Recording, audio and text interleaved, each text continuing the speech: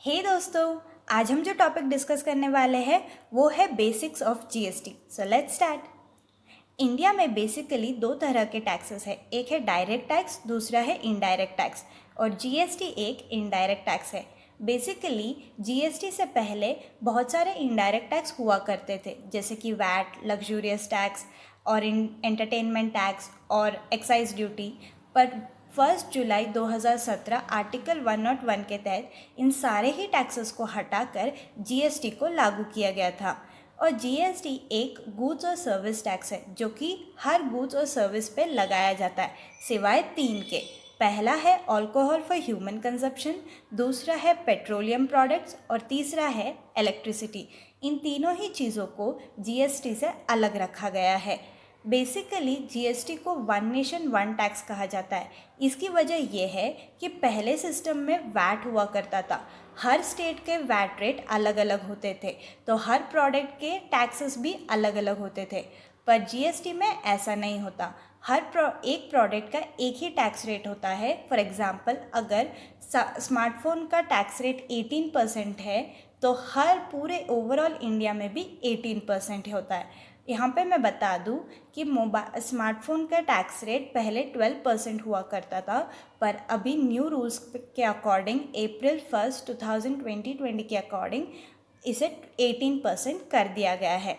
So basically आज का topic है टाइप्स ऑफ जीएसटी। इसे जानने से पहले आपको दो डेफिनेशन जानना ज़रूरी है। पहला है इंट्रा स्टेट सप्लाई, दूसरा है inter state supply. Intra state supply का मतलब ये होता है The location of the supplier and the place of the supply is same। इसका मतलब ये होता है कि जो सप्लायर है वो गुड्स सप्लाई कर रहा है वो सेम स्टेट में कर रहा है। फॉर एग्ज़ाम्पल, मिस्टर ए करके एक इंसान है, इन्होंने बैंगलोर से गुड्स मैसूर तक भेजा है, तो बैंगलोर और मैसूर ये दोनों ही कर्नाटका स्टेट में ही आते हैं, दोनों ही कर्नाटका स्टेट्स के मेन सिटीज़ है, तो इसे हम कहते हैं इंट्रा स्टेट सप्लाई। तो इंटर स्टेट सप्लाई का मतलब ये होता है कि यहाँ पर दो अलग अलग स्टेट्स होती है, जैसे कि मैंने यहाँ पे मेंशन किया हुआ है, दो अलग अलग स्टेट्स होती है। फॉर एग्जांपल, मिस्टर ए ने एक गुड्स कर्नाटका से महाराष्ट्र यहाँ पर ट्रांजैक्शन हुआ है दो स्टेट्स के बीच में, तो इसे हम इंटर स्टेट सप्लाई कहते हैं। कभी कभी कोई इंसान गुड्स को इंपोर्ट भी कर सकता है फॉरेन कंट्री से।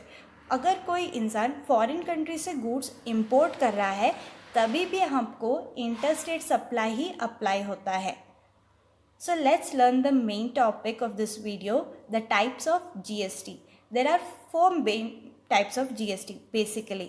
तो पहला है CGST जिसे हम central goods and service tax कहते हैं, दूसरा है SGST जिसे हम state and goods and service tax कहते हैं, तीसरा है IGST जिसे हम integrated goods and service tax कहते हैं, और चौथा है UTGST जिसे हम union territory goods and service tax कहते हैं। तो सबसे पहला है central goods and service tax और उसके बाद में है state goods and service tax. ये दोनों ही साथ में लिए जाते हैं क्योंकि ये दोनों ही इंट्रा स्टेट सप्लाई में अप्लाई होता है, इंट्रा में अप्लाई होता है। मतलब अगर कोई इंसान गुड्स को बेचने वाला सेम स्टेट में बेच रहा है, मतलब उसी स्टेट के अंदर बेच रहा है, अगर उसने 100 रुपये की चीज़ बेची है और इस पर अगर 12 रुपये टैक्स अप्लाई होता है तो 6 रुपये सेंट्रल गवर्नमेंट में हो जाएंगे और 6 रुपये स्टेट गवर्नमेंट में जाएंगे। मतलब जितना भी टैक्स कलेक्ट होता है उसे आधा आधा बांट लेते हैं। और नेक्स्ट वन है IGST। IGST तब अप्लाई होता है जब सेम स्टेट में नहीं हो रहा है, अलग अलग स्टेट में हो रहा है और ये इंपोर्ट होने के बाद टाइम में भी अप्लाई होता है। सो IGST is basically applicable for different states and import of goods, और जो भी टैक्सेस अप्लाई होता है ये IGST में चला जाता है। इसके अलावा UTGST भी है, और UTGST तब अप्लाई होता है जब ट्रांजैक्शन एक यूनियन टेरिटरी के अंदर होता है। फॉर एग्ज़ाम्पल, लक्षद्वीप एक यूनियन टेरिटरी है और अगर लक्षद्वीप के अंदर ही ट्रांजैक्शन हो रहा है, मतलब वहाँ पे ही लोकेशन ऑफ सप्लाई और प्लेस ऑफ सप्लाई दोनों ही लक्षद्वीप है, तब आपको UTGST अप्लाई होगा। पर अगर एक यूनियन टेरिटरी है, फॉर एग्जांपल लक्षद्वीप, और दूसरा है कर्नाटका स्टेट, मतलब यहाँ पर अगर ट्रांजैक्शन हो रहा है, एक है यूनियन टेरिटरी और दूसरी तरफ है स्टेट, तब आपको IGST ही अप्लाई होगा, ना कि UTGST। UTGST सिर्फ तब अप्लाई होता है जब आप transaction with in the union territory कर रहे हैं। सो बेसिकली आपको ये कहना चाहती हूँ यहाँ पे कि सेंट्रल और स्टेट टैक्स तब अप्लाई होता है जब transaction with in the same state हो रहा हो। अगर स्टेट्स अलग अलग है या फिर इंपोर्ट हो रहा है गुड्स, तो IGST अप्लाई होता है, और अगर वहाँ पर with in the union territory हो रहा है तब आपको UTGST अप्लाई होता है। और अगर और एक यूनियन टेरिटरी है जैसे कि अंडमान एंड निकोबार और दूसरा है महाराष्ट्र, ऐसे एक यूनियन टेरिटरी और एक स्टेट हो तब भी आपको IGST ही अप्लाई होगा।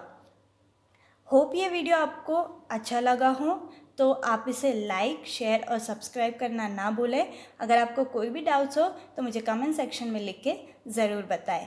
Thank you.